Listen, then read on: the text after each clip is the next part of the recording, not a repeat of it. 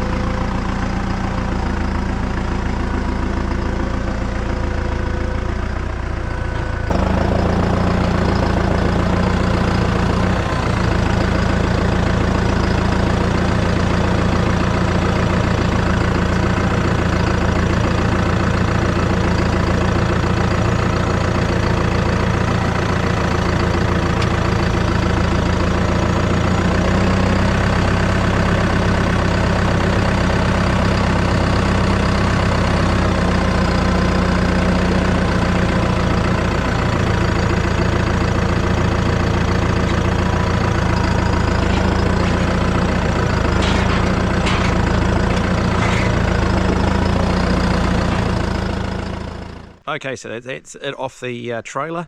I love actually the way that they've put a lot of thought into this. So it comes on its own little specially made pallet, perfectly designed for a forklift or forks your tractor. And yeah, they've taken the drawbar off to make it smaller, but just so easy, so well thought out. So I'm going to just grab some tools now. I'm going to unbolt it from the pallet and bolt the drawbar on, and then I'll show you a bit more around the machine.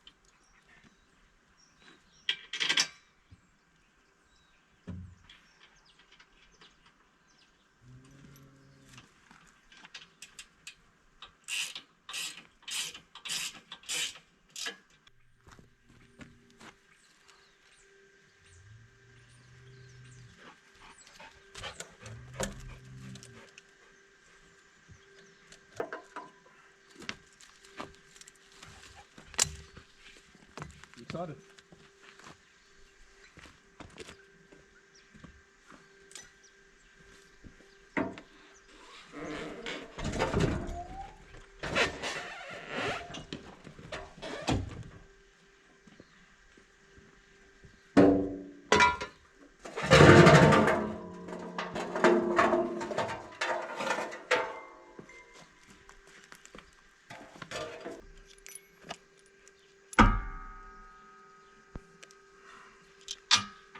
So one of the things I really like about the machines that Metal Form make, these Tow and Fert machines, and all of their gear actually, is just how well manufactured everything is. Really sturdy chassis on it. You know, nothing that's going to easily rust or rattle apart and fall to pieces from bouncing over paddocks or that sort of stuff. So yeah, just something that I think makes a really big difference when you're looking at buying new equipment. You sort of want something that's going to last. You don't want something that you're going to have to replace in a few years' time because it's worn out or because it's, you know, powder coatings are rusted off. So everything's well galvanized. All of their bolts and all their other fittings are stainless steel, so nothing that's going to bounce around and shatter like plastic. Nothing that's going to rust or you'd hope to block up with the different chemicals going through it. So obviously just a lot of thought's been put into the design of the machine, and I guess they've been making them for about 15 years now, so I guess they've learnt through trial and error too what works well and what doesn't. So just about finished bolting on the drawbar here now. Go around and finish tightening the last of the bolts up, and I'll have a walk around it and show you a bit more.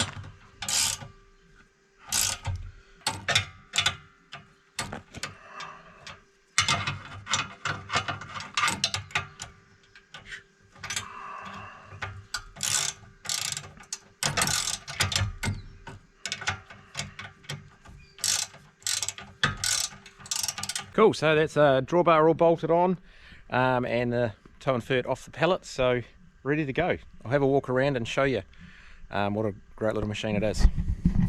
So this is the Tow and Fert 500, Multi 500. So this is the smallest in the range, but as Tim and Joel were telling me yesterday, actually the last of the range that was developed. So they started with the 1000 and worked their way up to the 4000, and then this was the last one, which was came about I think from demand from smaller farmers for something, you know, they weren't quite sort of big enough for the 1000, but they wanted something a little bit smaller. So yeah, really, like I said, really great machine, really robust. And what I love about these machines is just real little simple touches, like simple things. Each of these little marks is 100 litres, so you know, it's cast into the plastic. You're not going to have a sticker that's going to get washed off or blown away in the wind or, you know, fade over time. You'll always be able to see, sweet, 100 litres, 200 litres, whatever. Good mud flaps, nice big wheels so that it's not bouncing around too much. Stainless steel fittings, as I said. So yeah, obviously your product goes in the tank. I should say I'm definitely not an expert, still haven't used it myself, but this is as much as I know I can tell you. So product goes in the tank, so your big suction line there comes along the bottom to your motor. So this is the pump head of your motor. Two stainless valves on the top here, so the direction of the handle is where it's flowing, so that's currently turned on to agitation and spray. So if you wanted to turn agitation off or spray off, nice big pressure valve there, so gauge I should say. So you're supposed to be working at about 20 psi. Tim told me yesterday you tend to get that once it's mixed by adjusting your agitator valve to roughly there, and then with your engine RPM you can adjust that until your valve, when it's working, is about 20. Turn your valve on and that sends the water towards the back, but it hasn't, like Tim said yesterday, that doesn't mean it starts spraying. So there's another valve on the top here which is turned on and off from your pull cord from your bike or tractor or ute or whatever you're towing it with. So pulling one cord turns the valve on, pulling the other cord turns the valve off, which is, again, just so simple, nice and easy. Stainless steel, so it's not going to rust or get blocked up, and really so little to go wrong with it. So really fantastic. Comes with this one nozzle as standard, so this is the 30 nozzle, which I understand it means you can do most jobs around that sort of 10 to 15 kilometers an hour, and you can get a lot of different size nozzles. The only difference really is the size of the hole through the middle. So another simple idea, just fits on with a cam lock fitting, so nice and easy to take off and change. You can store two more nozzles here, so if you find that for rough farms or steep farms you want to drive slower, you can get like a 15 or a 20, I think, and other sizes too, which basically just has a smaller hole in it, so it means you can drive slower. You're not risking bouncing around or that sort of thing. And yeah, so spare nozzles can be stored there, which I think is great too. So I don't have any urea on the farm yet. I need to get some this week. And we've also got some other plant things we want to have a try through it, some fish seaweed things and stuff, so I can't try it out today. But yeah, really cool little machine. I'll show you inside the lid.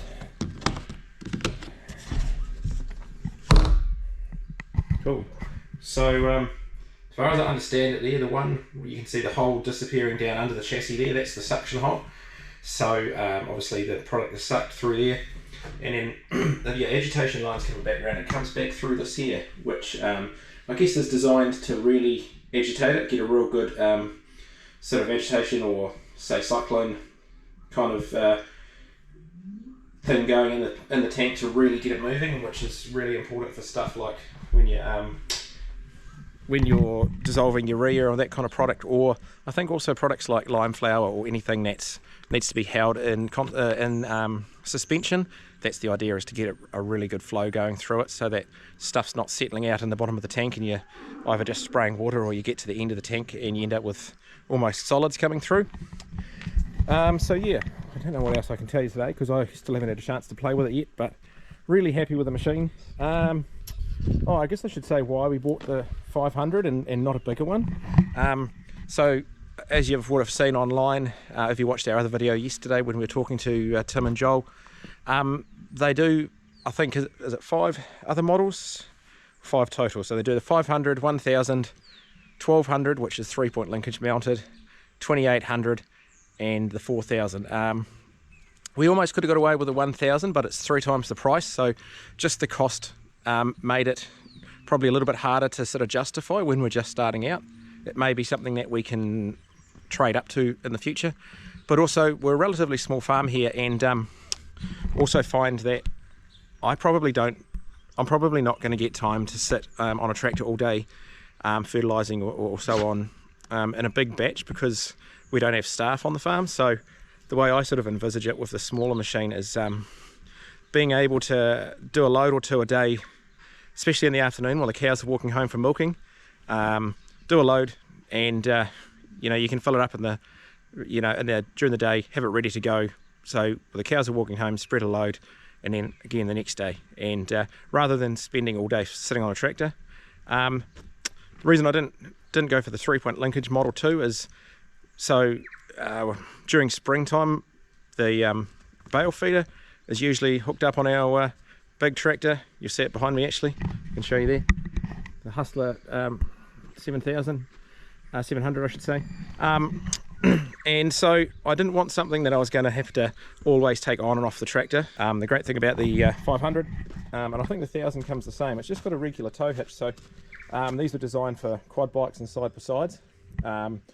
We've got a Suzuki Jimny Ute, which we'll probably tow it with a lot, or as you would have noticed in other videos, I collect vintage tractors. So we've got a couple of dozen Fergie and Massey Ferguson tractors that could tow it, so I can more or less take my pick of the tractor for the day.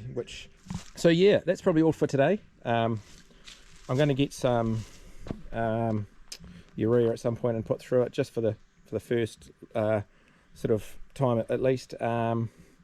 We use very little urea on the farm anyway, and would gradually like to go away from it altogether, more towards some other more sustainable products out there. But for the time being, I just thought I won't go too carried away until I'm learning how to use the machine, until I get my head around it properly. So we'll get onto that.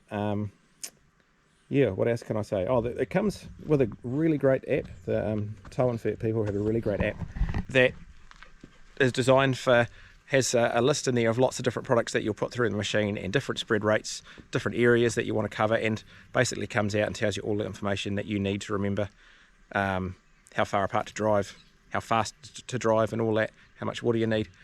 So it kind of means you don't have to, if you're anything like me, try and remember what did I do last time? You know, I can't remember. I always think I should write it down and I never do. So I will show you more about the app as well. But anyway, that's it for today anyway.